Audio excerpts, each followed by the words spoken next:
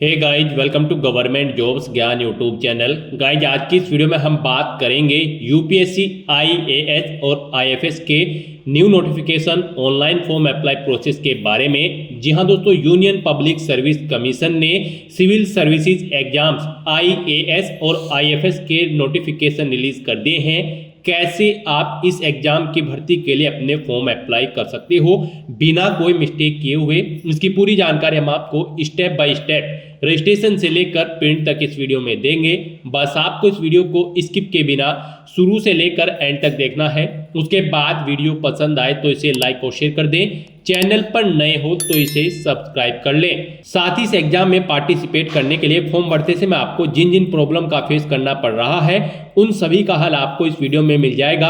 और हम आपको ये भी बताएंगे कि कौन सी वो कॉमन मिस्टेक है जिसे करने से आपके एप्लीकेशन फॉर्म रिजेक्ट हो सकते हैं। उसको अवॉइड करते हुए आपको अपने फॉर्म अप्लाई करने हैं। पूरा यूपीएससी का वन टाइम रजिस्ट्रेशन का प्रोसेस आपको यहाँ पर इस वीडियो में प्रोवाइड कर दिया गया है। तो आपको बिना कोई वक्त गंवाए स्टेप बाय स्टेप इस वीडियो को एंड तक देखना है। तो चलिए शुरू करते हैं। आपको इस वीडियो के डिस्क्रिप्शन बॉक्स में हमारी वेबसाइट IND-sarkari-naukri.in के इस पेज का लिंक मिल जाएगा। यहाँ पर आपको इस भर्ती एग्जाम के रिगार्डिंग सभी डिटेल्स प्रोवाइड कर दी गई है। यूपीएससी ने Indian civil service IAS exam और IFS सिविल सर्विस एग्जाम 2025 के नोटिफिकेशन रिलीज कर दिए हैं। टोटल 1129 वैकेंसीज है। IAS के लिए 979 वैकेंसीज है और IFS के लिए यहाँ पर 150 वैकेंसीज है। आप 11 फरवरी 2025 तक अपने फॉर्म अप्लाई कर सकते हैं। ग्रेजुएट डिग्री होल्डर कैंडिडेट या final year appear candidate all India से ऑनलाइन अप्लाई कर सकते हैं। आपको इस पेज को नीचे स्क्रॉल डाउन करना है। इंपोर्टेंट लिंक सेक्शन में आकर IAS नोटिफिकेशन PDF और IFS नोटिफिकेशन PDF लिंक पर क्लिक करके इस भर्ती एग्जाम के नोटिफिकेशंस को ओपन कर लेना है और इनमें से आपको पूरी डिटेल रीड कर लेनी है। उसके बाद आपको अपना फॉर्म अप्लाई करना है। फॉर्म अप्लाई करने के लिए भी आपको हमारी वेबसाइट के इसी पेज पर ही अप्लाई ऑनलाइन का ये लिंक दिया गया है। जैसे ही आप इस लिंक पर क्लिक करेंगे तो आपके सामने यूपीएससी का ये ऑफिशियल पोर्टल ओपन हो जाएगा। गाइस, यहाँ पर अगर आपने पहले से रजिस्ट्रेशन कर रखा है तो आप ईमेल आईडी के थ्रू अपनी ईमेल आईडी एंटर करके या फिर मोबाइल नंबर के थ्रू या फिर OTR आईडी के थ्रू लॉगिन करके अपने डैशबोर्ड में से यूपीएससी का फॉर्म अप्लाई कर सकते हो। और अगर आपने अभी तक यूपीएससी की किसी भी भर्ती के लिए अप्लाई नहीं किया है, आप फर्स्ट टाइम अप्लाई करने जा रहे हो, तो सबसे पहले यहाँ पर आपको अपना वन टाइम रजिस्ट्रेशन करना होगा। उसके लिए आपको न्यू रजिस्ट्रेशन की टैब दी गई है, इस टैब पर क्लिक करें। आपके सामने OTR का फॉर्म ओपन हो जाएगा। यहाँ पर आकर आपको सबसे पहले अपना नाम एंटर करना है। अपनी 10th की मार्कशीट के अकॉर्डिंग उसे वेरीफाई कर लेना है एक बार फिर से एंटर करके। उसके बाद यहाँ पर आपसे पूछा गया है कि क्या आपने कभी अपना नाम चेंज किया है। अगर किया है तो यस करें और फिर अपना चेंज नेम यहाँ पर दें, और अगर नहीं किया है तो यहाँ पर आप नो ऑप्शन सेलेक्ट कर लें। उसके बाद आप यहाँ पर अपना जेंडर सेलेक्ट करें, उसे वेरीफाई करें। अपनी डेट ऑफ बर्थ यहाँ पर आप सिलेक्ट करें। उसके बाद वही डेट ऑफ बर्थ एक बार फिर से यहाँ पर सिलेक्ट करके उसे वेरीफाई कर लें। फिर यहाँ पर आप अपने फादर का नाम एंटर करें और उसके बाद यहां पर आपको अपने फादर का नाम भी वेरीफाई कर लेना है एक बार फिर से एंटर करके। उसके बाद यहां पर आपको अपनी मदर का नाम एंटर करना है, उसे भी वेरीफाई कर लेना है। फिर आपको यहां पर अपना माइनॉरिटी स्टेटस देना है। क्या आप माइनॉरिटी कम्युनिटी के अंतर्गत आते हैं? अगर आते हैं तो यस करें और फिर अपनी माइनॉरिटी ऑप्शन कैटेगरी सिलेक्ट करें। आप कौन सी कैटेगरी में आते हैं और नहीं आते हैं तो यहां पर आपको नो ऑप्शन सिलेक्ट कर लेना है। उसके बाद यहां पर आपको अपना 10 डिजिट का मोबाइल नंबर एंटर करना है, अपनी ईमेल आईडी एंटर करनी है। कोई अल्टरनेट मोबाइल नंबर या ईमेल आईडी है तो उसे भी आप एंटर कर सकते हो, नहीं तो इन कॉलम्स को आप खाली छोड़ दें। उसके बाद यहां पर आपको अपनी 10वीं क्लास का रोल नंबर एंटर कर देना है। फिर आपसे यहां पर एक सिक्योरिटी क्वेश्चन आपको सिलेक्ट कर लेना है। अपनी चॉइस के अकॉर्डिंग कोई भी सिक्योरिटी क्वेश्चन सिलेक्ट करें, उसका आंसर दे। एक और क्वेश्चन आप सिलेक्ट करें यहां पर सिक्योरिटी क्वेश्चन 2 सेक्शन में और उसका भी आंसर आप प्रोवाइड करा दें। उसके बाद यहां पर आप ये कैप्चा कोड एंटर करें और फिर सबमिट बटन पर क्लिक कर दें। नेक्स्ट आपको आपने पीछे रजिस्ट्रेशन में जो डिटेल्स प्रोवाइड कराई है उनका पूरा प्रीव्यू शो कर दिया गया है। आपको सभी डिटेल्स चेकआउट करनी है। कहीं पर कोई मिस्टेक है तो आप अपडेट/चेंज हियर ऑप्शन पर क्लिक करके चेंज कर ले, नहीं है तो आप आई एग्री इस बटन पर क्लिक कर दें। उसके बाद आपके सामने कुछ इस तरह से इंटरफेस ओपन होगा। यहाँ पर आपके रजिस्टर्ड मोबाइल नंबर और ईमेल आईडी पर OTP सबमिट किए गए हैं। वो OTP यहाँ पर आपको एंटर करने हैं और वेरीफाई OTP ऑप्शन पर क्लिक करके अपना मोबाइल नंबर और ईमेल आईडी को वेरीफाई कर लेना है। ओटीपी वेरीफाई करने के बाद आपके रजिस्ट्रेशन का फर्स्ट स्टेप यहां पर कंप्लीट हो चुका है। आपको सभी डिटेल्स प्रोवाइड करा दी गई है। आपको इसका एक प्रिंट आउट ले लेना है फ्यूचर यूज के लिए, या फिर इसे नोट डाउन करके रख लेना है।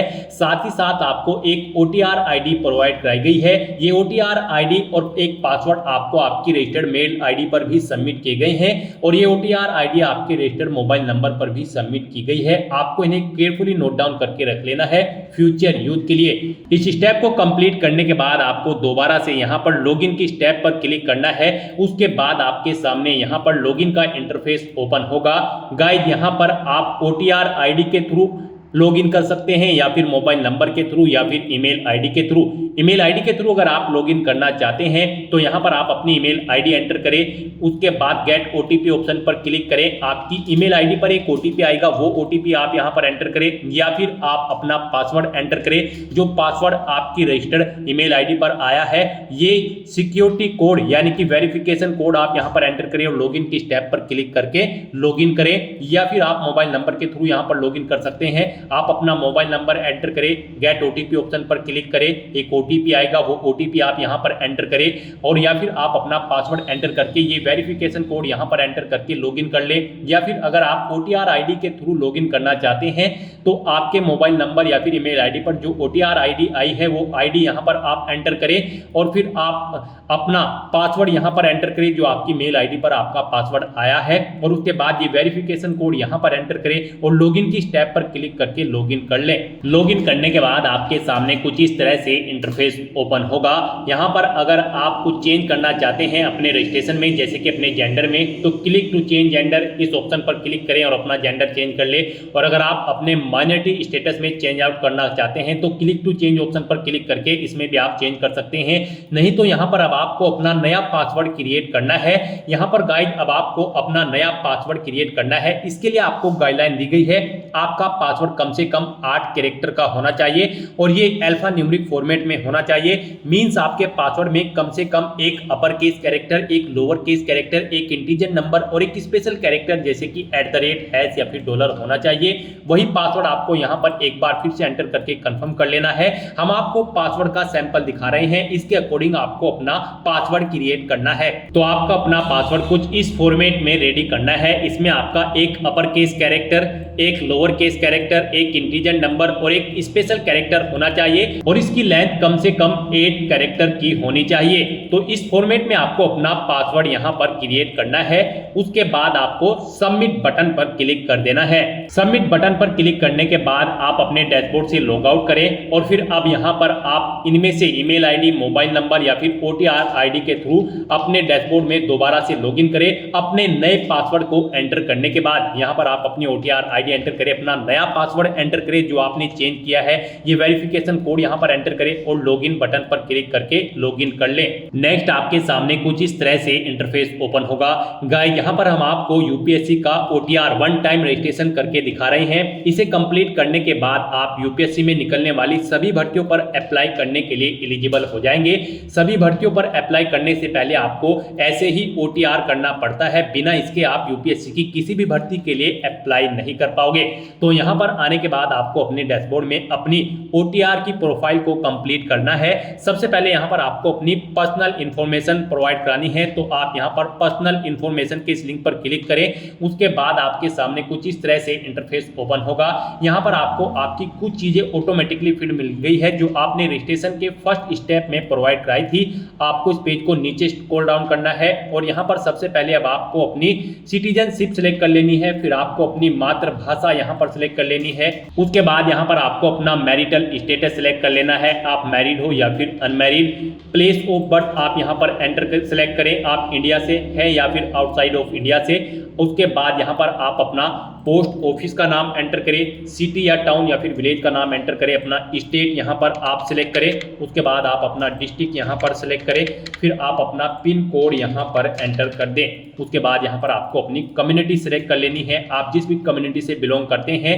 फिर अगर आप रिजर्व कैटेगरी से बिलोंग करते हो तो आप अपना कास्ट का सर्टिफिकेट नंबर यहां पर एंटर करें, और फिर डेजिग्नेशन सिलेक्ट करें, किसने आपको आपका कास्ट सर्टिफिकेट प्रोवाइड कराया है, जैसे कि तहसीलदार या फिर मैजिस्ट्रेट या फिर पटवारी या फिर कलेक्टर। आप ऑप्शन सिलेक्ट करें, फिर आप स्टेट सिलेक्ट करें, किस स्टेट का आपके पास यहाँ पर ये कास्ट सर्टिफिकेट है वो यहाँ पर आप सिलेक्ट कर लें।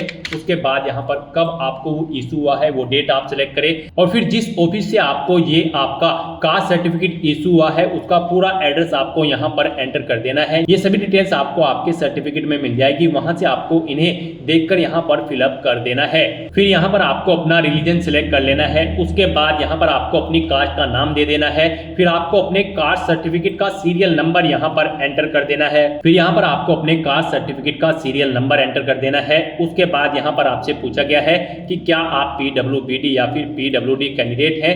अगर हैं तो यस ऑप्शन सिलेक्ट करें और फिर बताएं आपकी परसेंटेज क्या यहाँ पर 40% से अबव है। अगर है तो यस करें, नहीं है तो नो ऑप्शन सिलेक्ट करें। और अगर आप यहाँ पर पीडब्ल्यूबीडी या फिर पीडब्ल्यूडी कैंडिडेट नहीं है तो आपको नो ऑप्शन सिलेक्ट करना है। उसके बाद यहाँ पर आपको अपना फोटो आइडेंटिटी कार्ड यहाँ पर सिलेक्ट कर लेना है। कोई भी एक फोटो आइडेंटिटी कार्ड यहाँ पर आपको प्रोवाइड कराना है। आप ऑप्शन सिलेक्ट करें, driving license, pan card, passport या फिर वोटर आईडी। उसके बाद उसका नंबर आप यहाँ पर एंटर कर दें। फिर यहाँ पर आपसे पूछा गया कि क्या आप पीएच या फिर पीडब्ल्यूबीडी कैंडिडेट हैं और यहाँ पर आप यूपीएससी के पहले के किसी एग्जाम में पार्टिसिपेट कर चुके हैं। अगर कर चुके हैं तो यस करें और फिर उसकी डिटेल दें, उस जैसे कि एग्जाम का नेम, उसका ईयर और अपना रोल नंबर आप यहाँ पर प्रोवाइड कराएं। और अगर आपने यूपीएससी के किसी भी एग्जाम में अब से पहले पार्टिसिपेट नहीं किया है तो यहाँ पर आपको नो ऑप्शन सिलेक्ट करना है। उसके बाद यहाँ पर आपसे पूछा गया है कि क्या आप अपनी पर्सनल इंफॉर्मेशन को यहाँ पर अवेलेबल कराना चाहते हैं तो यहाँ पर आपको यस ऑप्शन सिलेक्ट कर लेना है। उसके बाद यहाँ पर आपको चेकबॉक्स को ओके करना है और सेव के इस बटन पर क्लिक करके अपनी पर्सनल इंफॉर्मेशन को सेव कर देना है। इस तरह से आपकी पर्सनल इंफॉर्मेशन यहाँ पर सेव हो जाएगी। इसके सामने आपको ओके का ग्रीन कलर का टिक मिल जाएगा। अब यहाँ पर आपको अपना एड्रेस इंफॉर्मेशन प्रोवाइड करानी है। एड्रेस इंफॉर्मेशन के इस लिंक पर क्लिक करें। उसके बाद आपके सामने कुछ इस तरह से इंटरफेस ओपन होगा। अब यहाँ पर आप अपना कोरोस्पोंडेंस एड्रेस एंटर करें। उसके बाद आप अपना परमानेंट एड्रेस यहाँ पर एंटर कर दें। और अगर आपका परमानेंट एड्रेस आपके कोरोस्पोंडेंस एड्रेस के अकॉर्डिंग सेम है तो यहाँ पर click here if your permanent postal address is same as correspondence address. आप इस चेकबॉक्स पर ओके कर दें। ऑटोमेटिकली आपका परमानेंट एड्रेस आपके कोरोस्पोंडेंस एड्रेस के अकॉर्डिंग फिल हो जाएगा। उसके बाद आप सेव के इस बटन पर क्लिक करके अपनी एड्रेस की इंफॉर्मेशन को आप सेव कर दें। एड्रेस की इंफॉर्मेशन प्रोवाइड कराने के बाद आपको अपना फोटो और सिग्नेचर अपलोड करने हैं तो आप फोटो एंड साइन अपलोड इस लिंक पर क्लिक करें। आपके सामने कुछ इस तरह से इंटरफेस शो होगा। यहाँ पर आपको दी गई गाइडलाइंस के अकॉर्डिंग अपना फोटो और सिग्नेचर अपलोड करने हैं। गाइस यहाँ पर आपका फोटोग्राफ जेपीजी फॉर्मेट में होना चाहिए और आपका फोटो का डायमेंशन 550 पिक्सल से 1000 पिक्सल के बीच में होना चाहिए और आपका फोटो यहाँ पर कुछ इस तरह से होना चाहिए। उसके नीचे यहाँ पर आपको अपना नाम एंटर करना है और फिर किस डेट को यहाँ पर क्रिएट हुआ है वो डेट आपको यहाँ पर एंटर कर देनी है। यहाँ पर आपके फोटो का बैकग्राउंड व्हाइट कलर में होना चाहिए और ये 10 दिन से ओल्ड नहीं होना चाहिए। मीन जिस दिन आप फॉर्म भर रहे हैं उससे 10 दिन से ज्यादा पुराना फोटो आपका नहीं होना चाहिए। तो यहाँ पर आपको चूज फाइल बटन पर क्लिक करना है, फाइल को सिलेक्ट कर लेना है और अपना फोटो यहाँ पर आपको अपलोड कर देना है। अपना फोटो सिलेक्ट करने के बाद आपको इस चेकबॉक्स को ओके करना है और फिर आपको सेव बटन पर क्लिक कर देना है। और अगर आपका फोटो यहाँ पर बड़ा या छोटा है, आप उसे रिसाइज करना चाहते हैं तो यहाँ पर आप क्लिक हियर के इस लिंक पर क्लिक करें। यहाँ पर आपको पूरी गाइडलाइन दी गई है कैसे आप अपना फोटो यहाँ पर रिसाइज कर सकते हैं। यहाँ पर आपको अपने कंप्यूटर में MS पेंट ओपन कर लेना है, उसमें अपना फोटो इंपोर्ट कर लेना है और इन इंस्ट्रक्शंस को फॉलो करते हुए आपको अपना फोटो यहाँ पर रिसाइज कर लेना है। आप अपना फोटो इन इंस्ट्रक्शंस को फॉलो करते हुए रिसाइज कर सकते हैं, उसे बड़ा या छोटा आप कर सकते हैं। अपना फोटो इस तरह से अपलोड करने के बाद अब आपको सिग्नेचर की स्टेप पर क्लिक करना है और अपने सिग्नेचर भी आपको यहाँ पर गाइडलाइन के अकॉर्डिंग ही अपलोड करने हैं। आपके सिग्नेचर भी जेपीजी फॉर्मेट में होने चाहिए। डायमेंशन इनकी 350 पिक्सल से 550 पिक्सल के बीच में होनी चाहिए और इनका साइज 20 से 300 KB के बीच में होना चाहिए। तो यहाँ पर अब आपको अपने सिग्नेचर अपलोड करने हैं। इसके लिए भी आपको चूज फाइल बटन पर क्लिक करना है, फाइल को सिलेक्ट कर लेना है और अपने सिग्नेचर्स को यहाँ पर आपको अपलोड कर देना है। सिग्नेचर की फाइल सिलेक्ट करने के बाद आपको इस चेकबॉक्स को ओके करना है और सेव के इस बटन पर क्लिक करके अपने सिग्नेचर को भी अपलोड कर देना है। अपने फोटो और सिग्नेचर अपलोड करने के बाद अब आपको एजुकेशनल इन्फॉर्मेशन इस लिंक पर क्लिक करना है और यहाँ पर अपनी एजुकेशनल क्वालिफिकेशन की डिटेल प्रोवाइड करानी है। यहाँ पर सबसे पहले आपको अपनी 10वीं क्लास की डिटेल प्रोवाइड करानी है। यहाँ पर आप अपनी क्लास या डिवीजन बताएं या फिर ग्रेड जो भी आपने 10वीं क्लास में ऑब्टेन की है। जैसे कि अगर आपने फर्स्ट डिवीजन ऑब्टेन की है तो यहाँ पर फर्स्ट एंटर करें। उसके बाद आपने कितने % मार्क्स ऑब्टेन किए हैं वो यहाँ पर आप एंटर करें। सीजीपीए में स्कोर है तो यहाँ पर आप अपना सीजीपीए दें, कितने में से कितने आपका सीजीपीए है। उसके बाद पासिंग ऑफ ईयर आप प्रोवाइड कराएं, कब आपने अपना 10वीं का एग्जाम पास आउट किया है, कौन कौन से सब्जेक्ट थे यहाँ पर आप एंटर करें। यहाँ पर आपको अपने सभी सब्जेक्ट के नाम एंटर कर देने हैं बिना कोई स्पेशल कैरेक्टर यूज किए हुए, जैसे कि कोमा वगैरह आपको यहाँ पर नहीं लगाना है। और अपने सभी सब्जेक्ट्स का नाम यहाँ पर आपको स्पेस देकर एंटर कर देना है। उसके बाद यहाँ पर आपको स्कूल का नाम देना है जिससे आपने अपनी 10वीं क्लास पास आउट की है। फिर बोर्ड या यूनिवर्सिटी का नाम देना है जिससे आपने अपनी 10वीं क्लास पास आउट की है। उसके बाद आपको सेव के इस बटन पर क्लिक करके अपनी ये सभी डिटेल सेव कर देनी है। 10th क्लास की डिटेल प्रोवाइड कराने के बाद आपको अपनी 12th क्लास की डिटेल यहाँ पर प्रोवाइड करानी है। तो यहाँ पर आप अपनी 12th आपने अगर कंप्लीट कर ली है तो कंप्लीटेड ऑप्शन सेलेक्ट करें और फिर उसकी डिटेल दें। और अगर आप यहाँ पर अपियर्ड है तो यहाँ पर आप अपियरिंग ऑप्शन सेलेक्ट करें। उसके बाद यहाँ पर कोई डिटेल आपको प्रोवाइड नहीं करानी है। तो यहाँ पर अगर आप अपनी 12th कंप्लीट कर चुके हैं तो आपको कंप्लीटेड ऑप्शन सेलेक्ट करना है और अपनी 12th की डिटेल को यहाँ पर प्रोवाइड कराना है। यहाँ पर भी आपको सबसे पहले क्लास या डिवीजन बतानी है जो आपने 12th क्लास में ऑब्टेन की है, कितने % मार्क्स आपने ऑब्टेन किए हैं वो भी आपको एंटर करना है। सीजीपीए में अगर स्कोर है तो कितने में से कितने सीजीपीए आपने ऑब्टेन किया है वो यहाँ पर आप एंटर कर दे। ईयर ऑफ पासिंग यहाँ पर आप देख कब आपने पास आउट की है अपनी 12वीं क्लास। फिर यहाँ पर आपको अपने सब्जेक्ट के नेम एंटर करने हैं बिना कोई स्पेशल कैरेक्टर यूज किए हुए, यानी कि कोमा वगैरह आपको यहाँ पर नहीं यूज करना है। बस आपको अपने सभी सब्जेक्ट के नाम यहाँ पर एंटर कर देने हैं। उसके बाद यहाँ पर आपको अपने स्कूल या कॉलेज का नाम देना है जिससे आपने अपनी 12वीं क्लास पास आउट की है। बोर्ड का नाम देना है जिससे आपने अपनी 12वीं क्लास पास आउट की है और सेव के इस बटन पर क्लिक करके आपको अपनी डिटेल सेव कर देनी है। अपनी 12th क्लास की डिटेल सेव करने के बाद अगर आपने ग्रेजुएशन या फिर पोस्ट ग्रेजुएशन कर रखी है तो आप उसकी डिटेल भी प्रोवाइड करा सकते हैं। यहाँ पर ये यूपीएससी का OTR है, वन टाइम रजिस्ट्रेशन। तो यहाँ पर आपकी जितनी भी मैक्सिमम क्वालिफिकेशन है वो यहाँ पर आप एंटर कर दें, क्योंकि इस भर्ती के बाद आगे भी अगर यूपीएससी की कोई भर्ती निकलती है और उसमें कोई और क्वालिफिकेशन रिक्वायर्ड है तो फिर आपको उसकी जरूरत नहीं पड़ेगी एंटर करने की। तो यहाँ पर आपकी जो भी मैक्सिमम क्वालिफिकेशन है आप उसकी डिटेल प्रोवाइड कराएं, क्योंकि यहाँ पर OTR आपका एक बार होता है यूपीएससी का। तो आपको यहाँ पर अपनी सभी क्वालिफिकेशन की डिटेल प्रोवाइड करा देनी है। जैसे कि अगर आपने ग्रेजुएशन कंप्लीट कर ली है तो आप कंप्लीटेड ऑप्शन सेलेक्ट करें, या फिर अपियर हो तो अपियर ऑप्शन सेलेक्ट करें। अगर आपने यहाँ पर अपनी ग्रेजुएशन कंप्लीट कर ली है तो उसकी डिटेल भी आपको सेम ऐसे ही प्रोवाइड करानी है। यहाँ पर आपको सबसे पहले बताना है आपने अपनी ग्रेजुएशन किस फील्ड में की है, यानी कि स्ट्रीम में की है, मेडिकल, इंजीनियरिंग या फिर साइंस में। आप ऑप्शन सेलेक्ट करें। अपनी ग्रेजुएशन की स्ट्रीम सेलेक्ट करने के बाद यहाँ पर आपको अपनी डिग्री सेलेक्ट करनी है, आपने किस में अपनी डिग्री यहाँ पर कंप्लीट की है। उसके बाद यहाँ पर आपको अपनी डिग्री की डिवीजन बतानी है या फिर क्लास बतानी है। आपने फर्स्ट क्लास में ऑब्टेन की है या फिर सेकंड में या फिर थर्ड में, कितने % मार्क्स आपने ऑब्टेन किए हैं वो एंटर करें। सीजीपीए में अगर स्कोर है तो वो आप एंटर कर दे। कब आपने पास आउट की है वो यहाँ पर आप एंटर करें। फिर सब्जेक्ट कौन कौन से थे वो यहाँ पर आप एंटर कर दे बिना कोई स्पेशल कैरेक्टर यूज किए हुए। उसके बाद यहाँ पर आपसे पूछा गया है आपके स्कूल का नाम, किससे आपने अपनी डिग्री कंप्लीट की है। फिर बोर्ड या यूनिवर्सिटी का नाम यहाँ पर आप सिलेक्ट करें। उसके बाद यहाँ पर आपको अपने ग्रेजुएशन सर्टिफिकेट का नंबर एंटर कर देना है। उसके बाद कब आपको वो इशू हुआ है आपका सर्टिफिकेट, वो डेट आपको सिलेक्ट कर लेनी है। आपको डेजिग्नेशन बतानी है इशूइंग अथॉरिटी की जिसने आपको ये सर्टिफिकेट इशू किया है। उसके बाद आपको फुल एड्रेस यहाँ पर उस अथॉरिटी का एंटर कर देना है। फिर यहाँ पर आपको पूछा गया है कि क्या आपने बेसिक एजुकेशनल क्वालिफिकेशन या फिर हायर क्वालिफिकेशन ऑब्टेन की है फॉरेन इंस्टीट्यूट से। अगर की है तो यस करें और फिर उसकी डिटेल दे, नहीं की है तो आप नो ऑप्शन सेलेक्ट कर लें। उसके बाद यहाँ पर आपको सेव के इस बटन पर क्लिक करके अपनी डिटेल्स को सेव कर देना है। इस तरह से अपनी ग्रेजुएशन की डिटेल सेव करने के बाद अगर आपने पोस्ट ग्रेजुएशन कर रखी है तो आप पोस्ट ग्रेजुएशन की टैब पर क्लिक करें और सेम ऐसे ही अपनी पोस्ट ग्रेजुएशन की डिटेल प्रोवाइड करा दें। तो यहाँ पर आपने जो भी मैक्सिमम क्वालिफिकेशन कर रखी है तो उसकी डिटेल आप प्रोवाइड करा दें और उन्हें सेव करने के बाद आपको फिर डॉक्यूमेंट्स अपलोड इस लिंक पर क्लिक करना है। नेक्स्ट यहाँ पर आपको अपने कुछ डॉक्यूमेंट्स अपलोड करने हैं। यहाँ पर आपको अपनी 10वीं की मार्कशीट और यहाँ पर 12वीं की मार्कशीट और फोटो आईडी प्रूफ आपको अपलोड करना है। और अगर आप यहाँ पर SC ST OBC कैंडिडेट हैं तो यहाँ पर आपको अपना कास्ट सर्टिफिकेट भी अपलोड करना है। फिर यहाँ पर अगर आप एज में रिलेक्शन चाहते हैं तो अपने एज रिलेक्शन का क्लेम सर्टिफिकेट अपलोड कर दें। हिल एरिया से अगर आप बिलोंग करते हो तो हिलिंग सर्टिफिकेट आपको अपलोड करना होगा।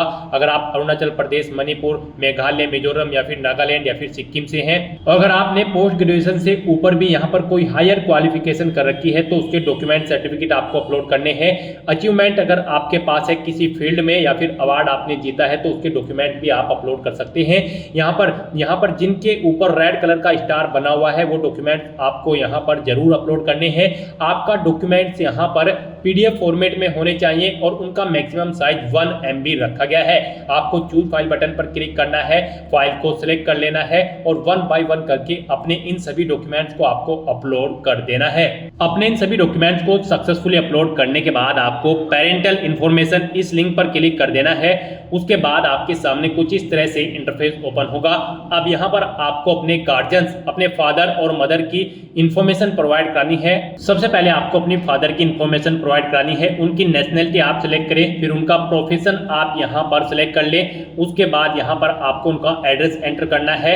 आप उनका एड्रेस एंटर कर दें या फिर अगर उनका एड्रेस आपके एड्रेस के अकॉर्डिंग सेम है तो यहाँ पर आप कोरोस्पोंडेंस एड्रेस या फिर परमानेंट एड्रेस आपके जिस भी एड्रेस से सेम है यहाँ पर आप उस लिंक पर क्लिक कर दें।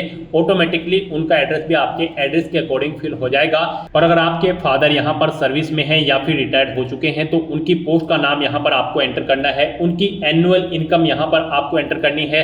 फिर यहाँ पर वो कौन से स्टेट से बिलोंग करते हैं वो स्टेट आपको सेलेक्ट कर लेना है, डिस्ट्रिक्ट सेलेक्ट कर लेना है उनका। और इस तरह से अपनी डिटेल्स फिल करने के बाद आपको सेव बटन पर क्लिक करके अपने फादर की डिटेल को सेव कर देना है। और उसके बाद आपको मदर इन्फॉर्मेशन इस टैब पर क्लिक करके अपनी मदर की इन्फॉर्मेशन भी सेम ऐसे ही यहाँ पर आपको प्रोवाइड करानी है। मदर की इन्फॉर्मेशन में भी आपको सबसे पहले अपनी मदर की नेशनलिटी सेलेक्ट कर लेनी है, उनका प्रोफेशन आपको सेलेक्ट कर लेना है और उनका एड्रेस भी आप यहाँ पर एंटर कर सकते हो। नहीं तो यहाँ पर आप कोरोस्पोंडेंस या फिर परमानेंट एड्रेस या फिर फादर एड्रेस ऑप्शन सेलेक्ट करके इन्हीं का एड्रेस यहाँ पर फिल हो जाएगा जिस भी लिंक पर आप क्लिक करेंगे। उसके बाद अगर वो यहाँ पर कार्यरत है यानी कि सर्विस करती हैं या फिर रिटायर्ड हो चुकी है तो उनकी पोस्ट का नाम यहाँ पर आप एंटर कर दें। उनकी एनुअल इनकम कितनी है वो यहाँ पर आप एंटर कर दें। नहीं है तो आप नॉट एप्लीकेबल यहाँ पर एंटर कर सकते हैं और अगर एनुअल इनकम नहीं है तो यहाँ पर आप 0 एंटर कर सकते हैं। उसके बाद आपकी माता किस स्टेट से बिलोंग करती है यहाँ पर आप उस स्टेट का नाम सेलेक्ट करें। उसके बाद डिस्ट्रिक्ट सेलेक्ट करें और फिर उनकी ये डिटेल सेव के इस बटन पर क्लिक करके सेव कर दें। नेक्स्ट यहाँ पर आपको अपनी एम्प्लॉयमेंट इन्फॉर्मेशन प्रोवाइड करानी है। आपको एम्प्लॉयमेंट इन्फॉर्मेशन के इस लिंक पर क्लिक करना है। उसके बाद आपके सामने कुछ इस तरह से इंटरफेस ओपन होगा। यहाँ पर आपसे पूछा गया है आप सेंट्रल गवर्नमेंट के एम्प्लॉय हैं या फिर स्टेट गवर्नमेंट में आपने सर्विस की है या फिर PSU में या फिर किसी प्राइवेट सेक्टर में या फिर किसी अदर में आप ऑप्शन सेलेक्ट करें और फिर उसकी डिटेल दें। और अगर आप एम्प्लॉय नहीं है आपको यहाँ पर नॉट एम्प्लॉयड ऑप्शन सेलेक्ट करना है और फिर आपको यहाँ पर नो ऑप्शन सेलेक्ट करने हैं और सेव बटन पर क्लिक कर देना है। इस तरह से आपकी एम्प्लॉयमेंट इन्फॉर्मेशन यहाँ पर सेव हो जाएगी। उसके बाद आपको UPSC एग्जामिनेशन इन्फॉर्मेशन इस लिंक पर क्लिक करना है। उसके बाद आपके सामने कुछ इस तरह से इंटरफेस ओपन होगा। यहाँ पर आपसे पूछा गया है कि क्या आपको UPSC ने कभी एग्जाम में बैठने से रोका है। अगर रोका है तो यस करें और फिर उसकी डिटेल दे। नहीं रोका है तो यहाँ पर आप नो ऑप्शन सेलेक्ट कर ले।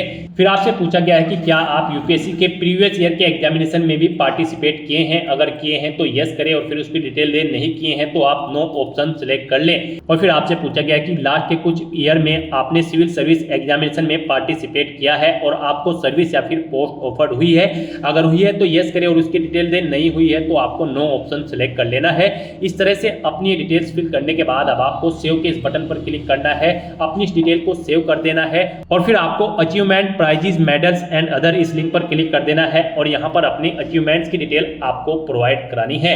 यहाँ पर अगर आपने यूनिवर्सिटी या फिर स्टेट या फिर नेशनल लेवल पर किसी गेम में पार्टिसिपेट किया है और आपको कोई प्राइज या फिर मेडल या फिर स्कॉलरशिप मिली है तो यहाँ पर आप उसकी डिटेल दे सकते हैं।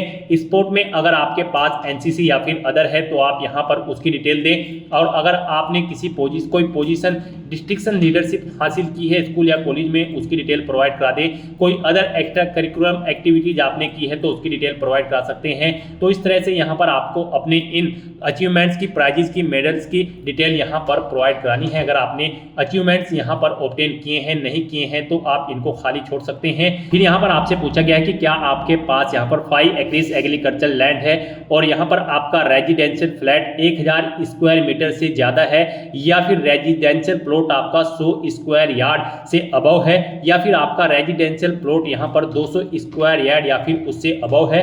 अगर इनमें से कोई भी ऑप्शन है तो आप यस ऑप्शन सेलेक्ट करें, नहीं तो नो ऑप्शन सेलेक्ट करें। फिर यहाँ पर आपको अपनी लैंग्वेज की डिटेल प्रोवाइड करानी है। कौन कौन सी लैंग्वेज आप जानते हैं, जैसे कि हिंदी, और उसे आप रीड, राइट, स्पीक और जो भी जानते हैं यहाँ पर आप ऑप्शन सेलेक्ट करें। और फिर एग्जामिनेशन आपने कौन सा पास आउट किया है वो एग्जामिनेशन आप यहाँ पर एंटर कर दें। इस तरह से यहाँ पर आपको अपनी लैंग्वेज की डिटेल प्रोवाइड करनी है। अगर आप एक से ज़्यादा लैंग्वेज जानते हैं तो यहाँ पर ऐड के इस बटन पर क्लिक करें। फिर यहाँ पर आप अपनी दूसरी लैंग्वेज सेलेक्ट करें और उसकी डिटेल दें। इस तरह से अपनी लैंग्वेज की डिटेल आपको यहाँ पर प्रोवाइड करनी है और फिर आपको सेव के इस बटन पर क्लिक करके अपनी ये डिटेल सेव कर देनी है। इस तरह से आपके वन टाइम रजिस्ट्रेशन की प्रोफाइल आपकी कंप्लीट हो जाएगी। यहाँ पर इन सभी ऑप्शन के सामने आपको ग्रीन कलर का ओके का टिक मिल जाएगा। तो यहाँ पर आपकी OTR की प्रोफाइल कंप्लीट हो चुकी है। गाइस, यहाँ पर OTR कंप्लीट करने के बाद आपको यूपीएससी की भर्तियों के लिए अप्लाई करना है। उसके लिए आपको लेटेस्ट नोटिफिकेशन की स्टेप पर क्लिक करना है। नेक्स्ट आपके सामने कुछ इस तरह से इंटरफेस ओपन होगा। यहाँ पर यूपीएससी की जो भी भर्तियां करंट में चल रही है उन सभी की लिस्ट आपको मिल जाएगी। यहाँ पर आप सिविल सर्विस प्री एग्जाम और civil service and Indian forest service examination के सेक्शन में आकर क्लिक हियर फॉर पार्ट 1 भाग 1 के लिए यहाँ क्लिक करें। आप इस लिंक पर क्लिक करें, उसके बाद आपके सामने यहाँ पर ये इंस्ट्रक्शंस ओपन होंगे। आपको इन्हें रीड करना है, पेज को नीचे स्क्रॉल करना है और यस हाँ इस ऑप्शन पर क्लिक कर देना है। उसके बाद आपको ओके के पॉपअप पर क्लिक कर देना है। नेक्स्ट आपके सामने कुछ इस तरह से इंटरफेस ओपन होगा। यहाँ पर आपका भाग 1 का जो पंजीकरण है वो यहाँ पर आपका ऑटोमेटिकली आपके OTR से फिलअप कर दिया गया है। सभी ओके के निशान आपको यहाँ पर शो हो जाएंगे। उसके बाद यहाँ पर आपको चेकबॉक्स को ओके करना है और आई एग्री इस ऑप्शन पर क्लिक कर देना है। फिर आपको आपके डैशबोर्ड में रिडायरेक्ट कर दिया जाएगा। यहाँ पर आप पार्ट 1 के लिए अप्लाई कर चुके हो। अब आपको यहाँ पर भाग 2 के लिए यहाँ क्लिक करें, इस लिंक पर क्लिक कर देना है। उसके बाद आपके सामने यहाँ पर कुछ इस तरह से इंटरफेस ओपन होगा। यहाँ पर भी आपको मोस्टली सभी चीज़ें ऑटोमेटिकली फिल मिल जाएगी। आपकी OTR से यहाँ पर फिलअप इनको कर दिया गया है। अब यहाँ पर बस आपको अपनी एजुकेशनल क्वालिफिकेशन की डिटेल देनी है। यहाँ पर आप पास आउट हो चुके हो या फिर फाइनल ईयर में अपियर्ड हो ग्रेजुएशन में, यहाँ पर आप ऑप्शन सेलेक्ट करें। पास आउट अगर आप हैं तो फिर यहाँ पर आप सेलेक्ट करें किस सब्जेक्ट में आपने अपनी यहाँ पर ग्रेजुएशन कंप्लीट की है, आप ऑप्शन सेलेक्ट करें। फिर आपसे पूछा गया है आप किस परीक्षा के लिए सम्मिलित होना चाहते हैं, IAS सिविल सर्विस या फिर इंडियन फॉरेस्ट सर्विस या फिर दोनों के लिए। आप अपनी चॉइस के अकॉर्डिंग यहाँ पर ऑप्शन सेलेक्ट करें। यहाँ पर गाइड आपको Indian civil service IAS exam में पार्टिसिपेट करने के लिए आपके पास बैचलर डिग्री यानी कि ग्रेजुएट डिग्री होनी जरूरी है किसी भी डिसिप्लिन के अंतर्गत किसी वेल रिकॉग्नाइज्ड यूनिवर्सिटी से। और अगर आप IFS Indian forest service exam के लिए अप्लाई करना चाहते हैं तो आपके पास बैचलर डिग्री होनी जरूरी है और उसमें आपके पास एक सब्जेक्ट के रूप में होना चाहिए सब्जेक्ट जैसे कि animal husbandry and veterinary science या फिर बोटनी के अंतर्गत या फिर केमिस्ट्री या फिर जियोलॉजी या फिर मैथमेटिक्स या फिर फिजिक्स, स्टैटिक्स एंड जियोलॉजी या फिर एग्रीकल्चर या फिर इसके इक्विवेलेंट में आपके पास ग्रेजुएट डिग्री होनी चाहिए। तो यहाँ पर आप अपनी एजुकेशनल क्वालिफिकेशन के सब्जेक्ट सेलेक्ट करें और फिर यहाँ पर आप बताएं IAS IFS या फिर दोनों के लिए अप्लाई करना चाहते हैं। उसके बाद यहाँ पर आपको आपका एड्रेस भी ऑटोमेटिकली फिट मिल जाएगा। यहाँ पर आप इस पेज को नीचे स्क्रॉल डाउन करें और फिर कंटिन्यू / आगे बढ़ें इस ऑप्शन पर क्लिक कर दें। नेक्स्ट आपके सामने कुछ इस तरह से इंटरफेस ओपन होगा। अब यहाँ पर आपसे पूछा गया है क्या आप एज में रिलैक्सेशन चाहते हैं, अगर चाहते हैं तो यस करें, नहीं तो नो ऑप्शन सेलेक्ट करें। फिर यहाँ पर आपको आपकी ग्रेजुएशन की जो डिग्री है उसका सर्टिफिकेट आपको दिखा दिया गया है। आप यू डॉक्यूमेंट अपलोडेड इस ऑप्शन पर क्लिक करके अपनी एजुकेशनल क्वालिफिकेशन ग्रेजुएट डिग्री की जो डिग्री है उसे चेकआउट कर सकते हो। ऐसे ही आप यहाँ पर अपनी रिजर्व कैटेगरी का जो सर्टिफिकेट है उसे भी चेकआउट कर सकते हो। वी डॉक्यूमेंट अपलोडेड इस ऑप्शन पर क्लिक करके ये डॉक्यूमेंट डॉक्यूमेंट आपने रजिस्ट्रेशन टाइम पे अपलोड किए थे आप इन्हें चेकआउट कर सकते हो। उसके बाद यहाँ पर आपको कंटिन्यू / आगे बढ़े इस ऑप्शन पर क्लिक करना है। नेक्स्ट यहाँ पर आपको बताना है आपने ग्रेजुएशन में कितने % मार्क्स ऑब्टेन किए हैं, आप यहाँ पर एंटर करें। उसके बाद यहाँ पर आपसे पूछा गया है आपने आईएएस के एग्जाम में इससे पहले कितनी बार पार्टिसिपेट किया है, आप यहाँ पर एंटर करें। 1 या 2 बार, जितनी बार भी आपने प्रयास किया है या इससे पहले आप आईएएस के एग्जाम में बैठे हैं वो संख्या आप यहाँ पर एंटर कर दें। और अगर फर्स्ट टाइम आप यहाँ पर पार्टिसिपेट करने जा रहे हो आईएएस के एग्जाम में तो यहाँ पर आपको 0 एंटर कर देना है। उसके बाद यहाँ पर आपको अपना CSM परीक्षा के लिए केंद्र सेलेक्ट करना है, जिस केंद्र पर आप परीक्षा में पार्टिसिपेट करना चाहते हैं। फिर पेपर 1 से पेपर 4 की परीक्षा के लिए आप भाषा का माध्यम सेलेक्ट करें, किस भाषा में आप अपना पेपर चाहते हैं यहाँ पर आप ऑप्शन सेलेक्ट कर लें। उसके बाद यहाँ पर आपसे 6ठे और 7वें पेपर के लिए वैकल्पिक विषय आपको सेलेक्ट करना है। उसके बाद यहाँ पर आपको 6ठे और 7वें पेपर के वैकल्पिक विषय की भाषा का माध्यम आपको सेलेक्ट करना है। उसके बाद पूछा गया है आपसे क्या आप अरुणाचल प्रदेश, मणिपुर, मेघालय, मिजोरम, नागालैंड, सिक्किम के रहने वाले हैं, अगर हैं तो यस ऑप्शन सेलेक्ट करें और फिर अपनी डिटेल दें, नहीं है तो आपको यहाँ पर नो ऑप्शन सेलेक्ट कर लेना है। फिर यहाँ पर आप पेपर ए हेतु यहाँ पर भाषा का चयन करें। उसके बाद यहाँ पर आपसे पूछा गया है आप आईएफएस के एग्जाम के लिए परीक्षा केंद्र सेलेक्ट करें, किस केंद्र पर आप परीक्षा में पार्टिसिपेट करना चाहते हैं। प्रथम वैकल्पिक विषय सिलेक्ट करें, दूसरा वैकल्पिक विषय सिलेक्ट करें और फिर यहाँ पर आपसे पूछा गया है कि क्या आप पहले भी आईएफएस के एग्जाम में पार्टिसिपेट किए हैं, अगर किए हैं तो जितनी बार आपने पार्टिसिपेट किया है 1, 2 या 3 आप यहाँ पर एंटर करें। और नहीं आपने पार्टिसिपेट किया है, फर्स्ट टाइम आप पार्टिसिपेट करने जा रहे हो आईएफएस के एग्जाम में तो यहाँ पर आपको 0 मेंशन कर देना है। इस तरह से अपनी सभी डिटेल्स फिल करने के बाद आपको कंटिन्यू / आगे बढ़े इस ऑप्शन पर क्लिक करना है। नेक्स्ट आपको आपके एप्लीकेशन फॉर्म का पूरा प्रीव्यू शो कर दिया गया है। आपको सभी डिटेल्स 1 बाय 1 करके केयरफुली चेकआउट करनी है, पेज को नीचे स्क्रॉल डाउन करना है। कहीं पर कोई मिस्टेक है तो आप यहां पर अपडेट ऑप्शन पर क्लिक करके अपडेट कर सकते हैं, नहीं तो आपको यहां पर ये कैप्चा कोड एंटर करना है और फिर आपको आई एग्री मैं सहमत हूं इस ऑप्शन पर क्लिक कर देना है। इस तरह से यहाँ पर आपका आईएएस एंड आईएफएस एग्जाम का पार्ट 2 का रजिस्ट्रेशन फॉर्म सक्सेसफुली कंप्लीट हो चुका है। अब यहाँ पर आप प्रिंट स्लिप ऑप्शन पर क्लिक करके पार्ट 2 की रजिस्ट्रेशन स्लिप ले सकते हैं, नहीं तो यहाँ पर अब आपको click here for DAF of CSM part 3 इस ऑप्शन पर क्लिक कर देना है। यानी कि यहाँ पर ये पहला जो ऑप्शन है ये सिविल सर्विस मेन एग्जाम है और ये second Indian forest service main exam है। तो यहाँ पर आप click here for DAF of CSM part 3 इस ऑप्शन पर क्लिक करें। उसके बाद आपके सामने यहाँ पर कुछ इस तरह से इंटरफेस ओपन होगा। यहाँ पर आपको इंटरव्यू की लैंग्वेज का मीडियम सेलेक्ट करना है, किस लैंग्वेज में आप इंटरव्यू में पार्टिसिपेट करना चाहते हैं, यानी कि किस लैंग्वेज में आप अपना इंटरव्यू देना चाहते हैं। फिर यहाँ पर आपसे पूछा गया कि क्या आपके फादर जिंदा है या फिर मर चुके हैं, तो यहाँ पर आपको अलाउ या फिर डिसीज ऑप्शन सेलेक्ट करना है। फिर ऐसे ही आपको अपनी मदर का बताना है वो जिंदा है या फिर मर चुकी हैं। फिर आपसे पूछा गया है कि क्या आप PWBD या फिर PWD कैंडिडेट हैं, अगर है तो यस यहाँ पर आपको ऑटोमेटिकली फिर मिल जाएगा जो आपने रजिस्ट्रेशन टाइम पे फिल किया होगा। आपने नो ऑप्शन सेलेक्ट किया होगा तो यहाँ पर आपको नो ऑप्शन ऑटोमेटिकली सिलेक्ट मिल जाएगा। फिर यहाँ पर आपसे पूछा गया है यहाँ पर इस भर्ती में पार्टिसिपेट करने के लिए जो एजुकेशनल क्वालिफिकेशन रिक्वायर्ड है क्या यहाँ पर आपके पास वो है, तो यहाँ पर आपको यस ऑप्शन सेलेक्ट करना है और फिर आपको सेव एंड कंटिन्यू ऑप्शन पर क्लिक कर देना है। नेक्स्ट यहाँ पर आपको अपनी सर्विस या फिर पोस्ट की प्रीफ्रेंस एंटर करनी है। यहाँ पर आपको लिस्ट दे दी गई है, फर्स्ट नंबर पर इंडियन एडमिनिस्ट्रेटिव सर्विस है, सेकंड पर इंडियन फॉरेन सर्विस है। तो यहाँ पर आप जिस भी सर्विस या पोस्ट को प्रीफ्रेंस देना चाहते हैं तो यहाँ पर टॉप पर उसी का नंबर पोस्ट, जैसे कि अगर आप पौंडीचेरी पुलिस सर्विस के लिए प्रीफ्रेंस देना चाहते हैं फर्स्ट नंबर पर तो यहाँ पर आप 23 नंबर एंटर करें और फिर अगर आप सेकंड नंबर पर प्रेफरेंस देना चाहते हैं इंडियन एडमिनिस्ट्रेटिव सर्विस को तो यहाँ पर आप फिर 1 नंबर एंटर कर दे। इस तरह से आपको अपनी चॉइस के अकॉर्डिंग अपनी पोस्ट की प्रेफरेंस यहाँ पर एंटर कर देनी है और फिर आपको सेव एंड कंटिन्यू ऑप्शन पर क्लिक करना है। नेक्स्ट आपके सामने कुछ इस तरह से इंटरफेस ओपन होगा। अब यहाँ पर आपको अपनी कुछ और डिटेल्स प्रोवाइड करनी है सोशियो इकोनॉमिक्स की, जैसे कि यहाँ पर आपको सबसे पहले अपना बर्थ प्लेस सेलेक्ट कर लेना है। आप विलेज में पैदा हुए हैं, डिस्ट्रिक्ट हेडक्वार्टर या फिर तहसील या टाउन आप ऑप्शन सेलेक्ट करें। उसके बाद आपसे पूछा गया है यहाँ पर आपने अपनी स्कूल एजुकेशन कहाँ से की है, आप ऑप्शन सेलेक्ट करें। फिर आपसे पूछा गया है आपका place of residence, higher secondary education आपने कहाँ से पास आउट की है वो आप सेलेक्ट करें।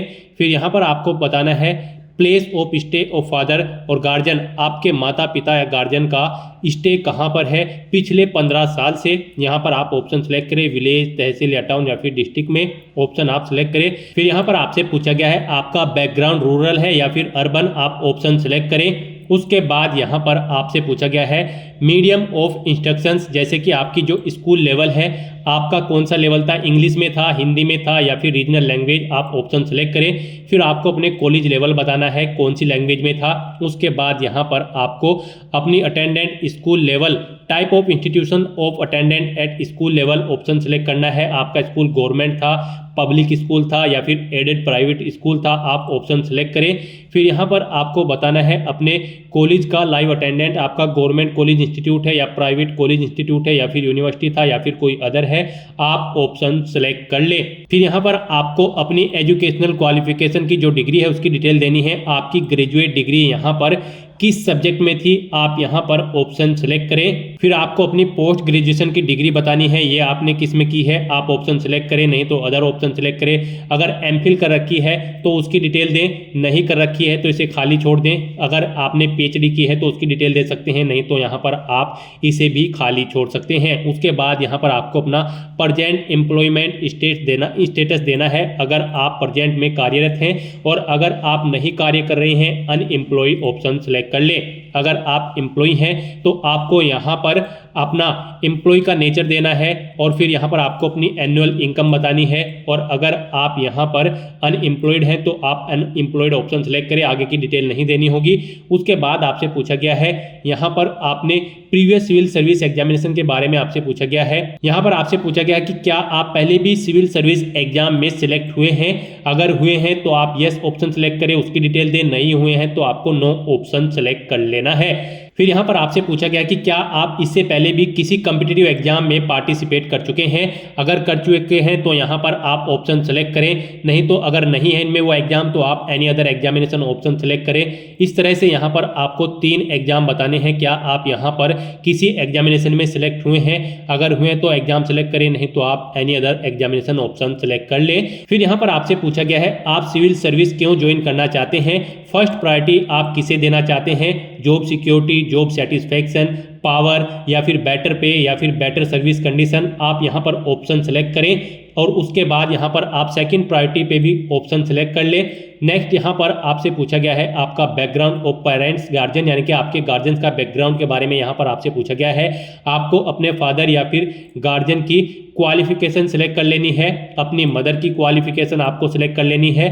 फिर आपसे पूछा गया है आपको सिविल सर्विस एग्जाम के बारे में कैसे पता चला है, आप यहाँ पर ऑप्शन सेलेक्ट करें, एम्प्लॉयमेंट न्यूज या फिर डेली न्यूज़पेपर या फिर यूपीएससी की वेबसाइट से आप ऑप्शन सेलेक्ट करें। If source is employment news daily newspaper, तो यहाँ पर आप एम्प्लॉयमेंट न्यूज या न्यूज़पेपर का नाम एंटर कर दें। फिर यहाँ पर आपके सिविल सर्विस एग्जाम की कोचिंग के बारे में आपसे पूछा गया है, यहाँ पर आपने सिविल सर्विस प्री एग्जाम के लिए कहाँ से कोचिंग की है, government institute, university, private coaching centre या फिर अदर, आप ऑप्शन सेलेक्ट करें। फिर आप सिविल सर्विस मेन एग्जाम के लिए बताना है कहाँ से आपने कोचिंग की है, यहाँ पर भी आप ऑप्शन सेलेक्ट कर लें। फिर आपसे पूछा गया है आपने सिविल सर्विस पर्सनैलिटी टेस्ट के लिए कहाँ से कोचिंग की है, आप यहाँ पर भी ऑप्शन सेलेक्ट कर लें। उसके बाद आपको सिविल सर्विस प्री एग्जामिनेशन की डिटेल देनी है, नंबर ऑफ अटेम्प्ट मेड, यहाँ पर कितनी बार आपने सिविल सर्विस प्री एग्जाम में अब से पहले पार्टिसिपेट किया है, जितनी बार भी किया है वो यहाँ पर आप एंटर करें, नहीं किया है तो 0 एंटर करें। फिर नंबर ऑफ टाइम क्वालिफाई, यहाँ पर अगर आप 1 या 2 या 3 बार पार्टिसिपेट कर चुके हैं तो कितनी बार आपने क्वालिफाई किया है वो नंबर आप दे दें,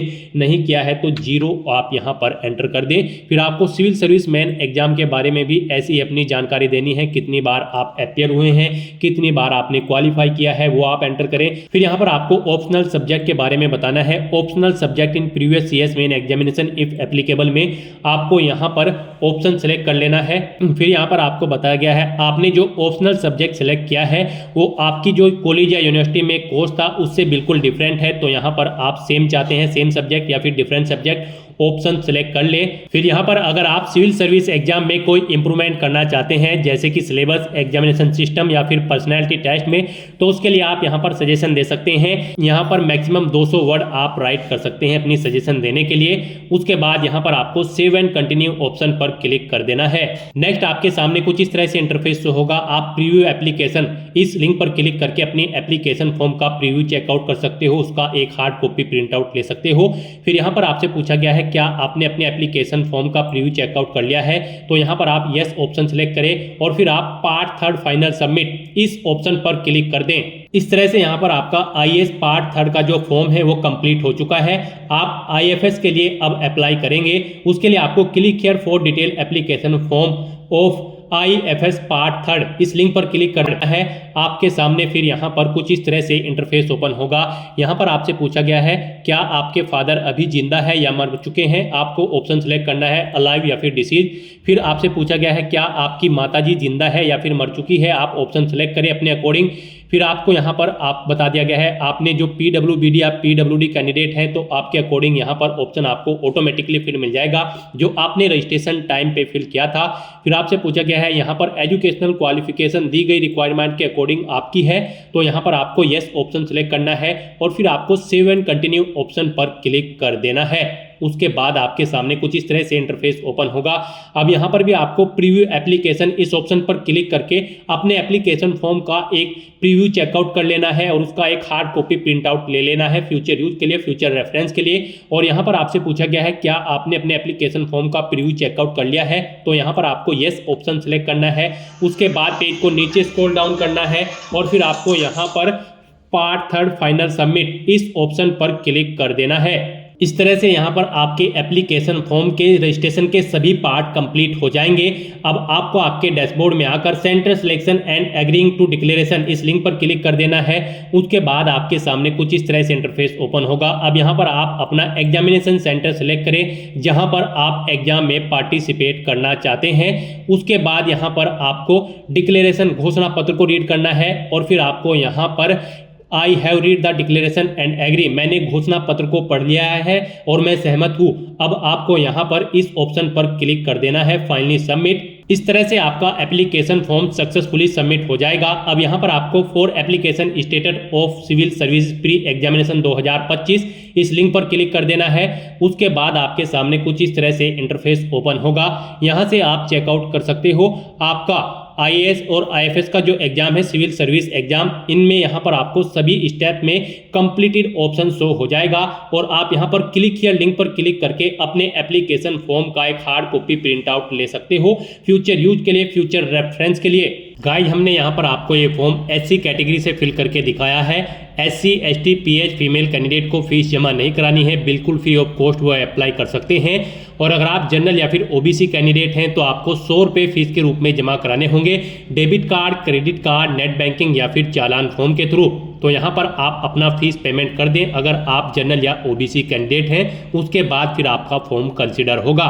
तो दोस्तों ऐसे आप यूपीएससी, आईएएस और आईएफएस के लिए अपने फॉर्म अप्लाई कर सकते हो बिना कोई मिस्टेक किए हुए।